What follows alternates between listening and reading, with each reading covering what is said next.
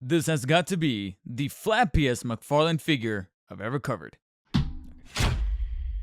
Some time ago, I feel like McFarlane just kind of shadow announced. They didn't really make that big of a deal with it. It wasn't really part of a wave. It was almost like an individual release for a McFarlane Toys figure for the Arkham Knight. Arguably the first video game centric Batman related figure in quite some time, since probably the original Arkham Knight Batman from a couple years back. And sure, you can kind of maybe count some of the Mortal Kombat figures, especially from Mortal Kombat 11, but again, Batman centric. This is the first one that they're kind of revisiting those properties in a while, so maybe, just maybe, we could be getting that Arkham Origins Batman McFarlane figure. I'm just saying, McFarlane Toys, if you guys want to start working on that, we would greatly appreciate it. At least I would. But months later, we have finally received Arkham Knight, the Arkham Knight, as the side of the box kind of discloses the official title, from Batman Arkham Knight in 2015. The titular anti-hero that is completely an original character and not at all someone from Batman's past, right?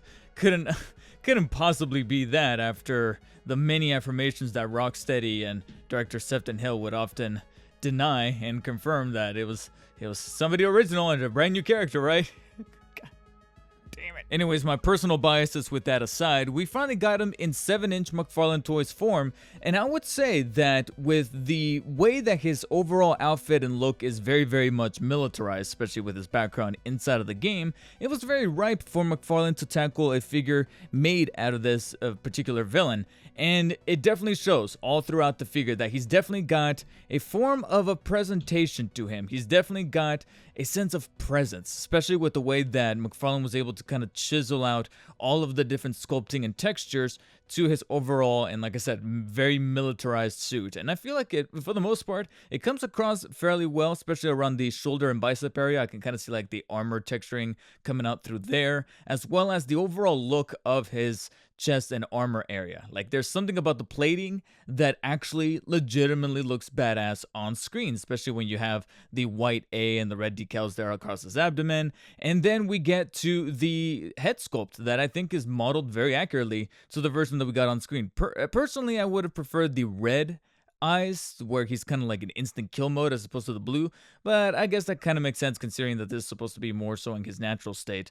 But as you see the paint decals coming across there on the head sculpt, you can kind of see a little bit of a gunmetal finish amongst his ears, and I feel like it looks actually rather cool. And when you take notice the different straps and armor textures going along here on the back side of him with his kind of overall kind of torso area, and then as we navigate down towards the utility belt as well as the Kevlar looking kind of pants, is where, like I said, McFarlane is able to execute the textures that they're known for very well.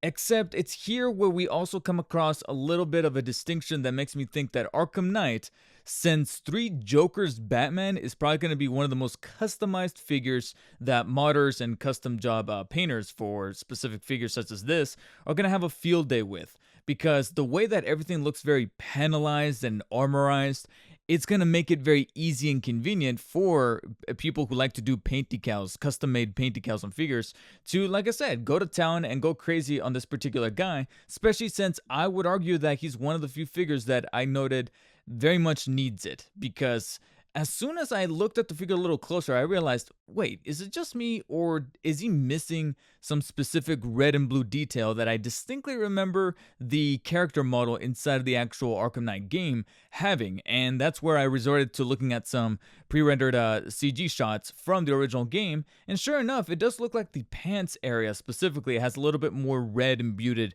into the accents of the pants across here, and that's completely absent from this model. And sure, it's a 7-inch figure that can only do so much as far as decals, but, you know, they were able to get the ones here across the abdomen. I failed to see why they couldn't get some across the pants area that I think would have accented the figure a whole lot more. As we then get kind of across the limb area is where we see a lot more of that armorized modeling that really works for figures such as Arkham Knight, specifically around the gauntlets. I really like these gauntlets right here that feel very militarized and armored and weaponized. And then we get to the shins that do an exceptional job at the sculpting, but it's also here where something blatantly stood out to me that made me feel kind of weird. I haven't really formally decided if this is completely a negative thing or a positive thing, but this is arguably one of the most rubberized, McFarlane figures I have ever reviewed and handled. So much so that there's probably more rubber on this Arkham Knight figure than there's ever been in my 7-year relationship with my girlfriend. Don't get me wrong, there's a good chunk of said rubber pieces that actually work in favor of the figure, specifically those gauntlets and the boot areas where it feels thick and robust and actually feels like part of the armor, specifically the ones on the wrists like I mentioned before. It actually feels like it's holding some kind of weapon or tactical gear or different kinds of secondary weapons that Arkham Knight was known for using in the game. But once we get to the knee guards as well as the shoulder areas and even the top portion of this chest plate is where things start to get, like I said, a little questionable, because it's here where I start to feel just a little weird that McFarlane was just cutting a few corners in the actual quality and actual integrity of the rubber they used for this particular figure, because this shit is super paper thin. So thin that I am scared one of these days I'm going to cause a very easy tear amongst the knee guards here. As you can see, the flaps just blatantly being lifted easily with one push of the finger. And then don't get me started on, like I said, the chest area here where we have a couple of flaps that feel very flimsy, and then the shoulder guards boasting the Arkham Knight or Arkham City logo there, the official Arkham logo, that I don't know why they don't have the little detailing reading Arkham, but I guess it's just a little bit too small. And for the most part, like I said, on a presentation level, it looks legit. It actually looks painted very well. But once you actually get a handling for the piece is where you start to feel the flimsiness of the rubber just coming and lifting just a little too easily, that I am legit scared that shit is just gonna tear very easily, especially as wear and tear and age starts to wither down on the figure itself. Because as DC Direct figures in the past have proven, these things don't really stand all too well versus time. And when you deal with very lower quality rubber such as this, that could be an issue. It then proves exceptionally worrisome when you actually start to mobilize and move the figure around. So when it comes to the articulation for the head, it's traditional. You're able to rotate it 360 degrees, except I noticed in those pre-rendered CG shots that yes, Arkham Knight does in fact have this collar around his shoulder area, but here, once again, it's made out of that flimsy rubber, that very thin rubber, that I'm scared it's going to cause some form of tear upon moving the head. It kind of interferes slightly with it. That it almost kind of reminded me a little bit of the Robert Pattinson Batman had that collar, except that one I frankly feel was made out of a stronger material, stronger rubber, and because of that I just get a little nervous turning the head around right here. Nevertheless, the articulation there is still following suit with other McFarlanes that are able to, again, rotate it the full 360, as well as being able to tilt slightly upwards and downwards. Not much in the way of kind of tilting from side to side, but that's only because, again, that collar comes into a form of interference. And then as we get to the shoulders, again, a lot of that stuff comes through traditionally like other McFarlanes, but here's where we have our first major interference with those really thin rubber pieces that you're gonna have to just be extra careful amongst rotating the arm 360 degrees vertically as well as extending it. And you can see right here, extending the arms to the side makes it all the more clear of how thin those rubber shoulder pieces are going to be, that it almost kind of even breaks the illusion. It actually makes it much easier to deduce that that's not armor. Look at that. Just look how the presentation looks. All that awesome presentation that we had with him in a very relaxed pose just kind of goes out the window a little bit when moving the arms upwards like that and just completely creasing those shoulder pieces. And I guess the reason why I'm protesting these pieces so much is because we've had much thicker and much more premium quality rubber pieces for shoulder armor such as this in the form of the other Arkham Knight figure from that line, Arkham Knight Batman. I will give the figure some credit though. That butterfly joint is actually one of the most prevalent ones I've seen in quite some time, so that's a little refreshing to see that full shrugging motion is allowed there, especially with the way that this rubberized piece is separated from the main body. So that allows it very well, as well as the bicep swivel. There's no attachment from that shoulder piece, so you're able to rotate the biceps the full 360 degrees and see the armor plating come across very well right there.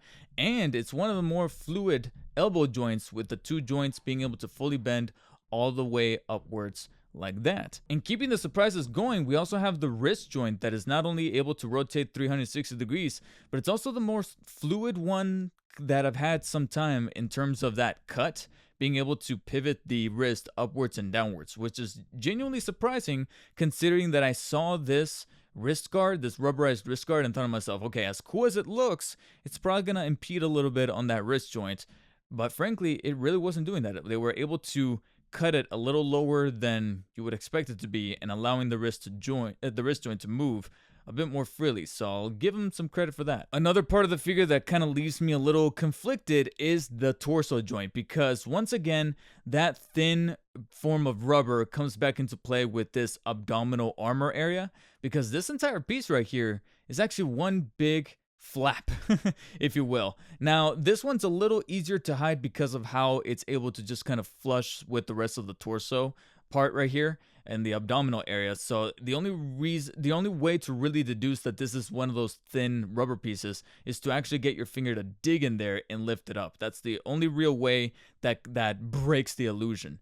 But on the plus side is that it's able to allow the torso joint to be much more flexible than it would have been if this part was just a little bit more rigid. So because of that, you are able to rotate the torso at a full 360 degrees, and it does look like they resurrected that joint that I really loved from the recent DC Rebirth Batman that had that torso joint that I really, really loved. It kind of looks like they brought that back here with Arkham Knight, because I can feel that push and that tilting and swiveling going on there in the mid-cut torso area.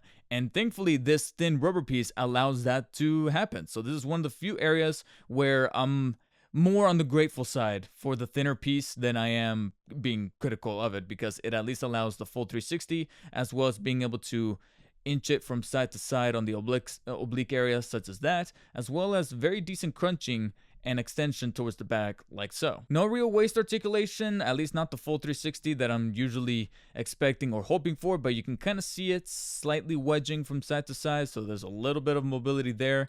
Once we get to the top leg joints is where, unfortunately, as well detailed as this utility belt is, it causes some problems. Problems that I was kind of already perceiving as I directly saw the utility belt and thought to myself, yeah, this thing is going to be an issue. I can instantly tell without even moving a single joint from those top leg pieces, because as far as moving the leg upwards or forwards, you can see right there it starts to become a little restrictive as we get to that degreed angle. I guess you could almost even argue it's just a little bit past 45. I would say about 50 degrees before you start to feel some restraint from the utility belt, specifically on the left one, because of this strap holding these canisters here. You could pretty much forget about any kind of mobility towards the backside because of the way that this rubberized crotch piece is developed. So they both kind of stop right about right there. Same ordeal with the right leg. Despite not having those canisters, it still kind of stops right about right there. So that's a bit of a bummer. And extension is also fairly limited because of the way that you have all these rubberized armor pockets and ammunition pockets and canisters and clips and stuff like that. So they're all going to come in the way of that proper extension. So definitely leaves a lot to be desired in that department. However, once we get to the knees, you do have the two joints that, even though we do have very flimsy guarding, they are, however, able to bend all the way upwards like so. Although, I don't know if it's just me, but upon bending the knees, is it just me, or are they kind of bending at an angle? Like, I just bend them all the way back. I didn't really move the arms too much. I guess you can kind of extend the legs off to the side to get them out of the way, but it just feels like if I leave the legs in a neutral position but just bend the knees, they're bending at an angle. They're almost bending completely diagonally, and I'm like, I don't know, this is one of the few areas where maybe some kind of swivel joint would have benefited that, but unfortunately none to be found here. Then we get to the ankles. As you can see, they've been a problem throughout the review for quite a while, specifically the left one, which I would even give it the benefit of the doubt and say it's probably an isolated incident, because these ankles have been giving me some time ever since I unboxed the goddamn figure. Specifically this left one. I'm not even going to beat around the bush. Look at this.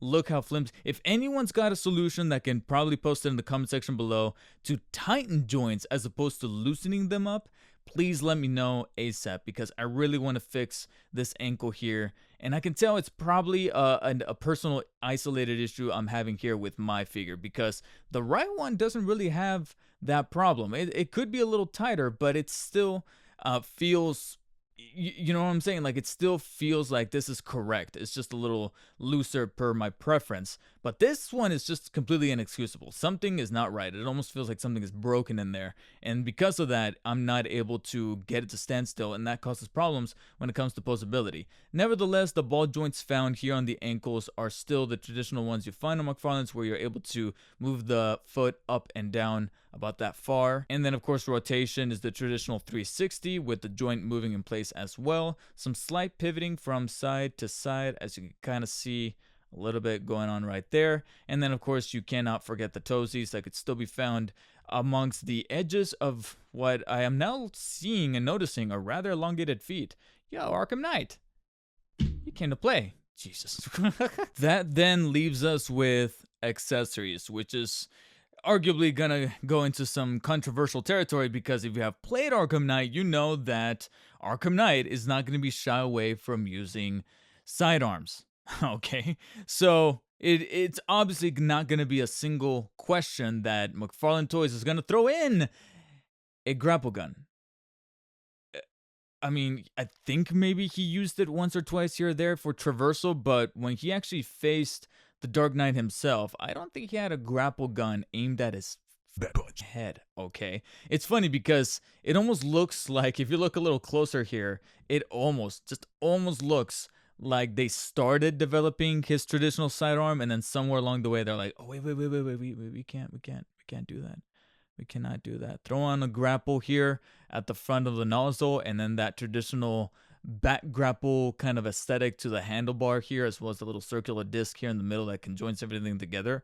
And boom, you have your grapple gun. But somewhere here in the middle, it's like they started making that traditional firearm.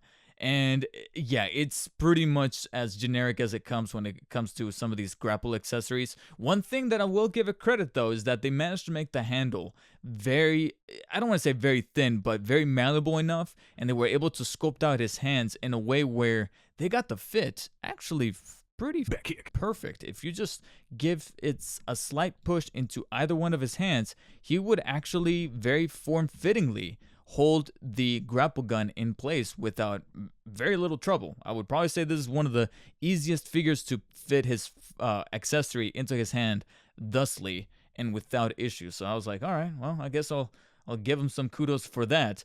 But let's be honest, we're all just eagerly waiting for that munitions pack to give Arkham Knight the proper dressing that he was actually utilizing in that game. However, McFarlane did not really stop there. They also, for good measure, threw in 2 of these little canisters that I can only imagine are little frag grenades or smoke grenades. I feel like they're more smoke grenades than anything else. Frag grenades would probably be a little bit thicker to pack a little bit more of that punch, if you will. But they did throw in these 2, which are basically just molded pieces of plastic to look like smoke grenades, except they do the job of having this little handle here to kind of give it that little added quality of detail. And much like the grapple gun, they both fit into either one of his hands very firmly without issue. So if you want to dress him up with these accessories, you could do so here with no problem. In hindsight, it is kind of curious that it took him this long to make an Arkham Knight figure, because it's been that long since we had the actual Batman figure from the Arkham Knight line. So it just begs the question, what would be the next video game character, whether it be from the Rocksteady series or even the Arkham Origins from Warner Bros. Montreal, to get the McFarlane toy treatment? Of course, I already cast my vote at the beginning of the video. It would be, of course, that version of Batman that we got with the much earlier tactical armor, but at least better late than never, and there's definitely some really cool qualities for Arkham Knight here in the 7-inch format. Despite the issue that I got with my figure's ankles, I'd say, for the most part, I do like this interpretation of the Arkham Knight.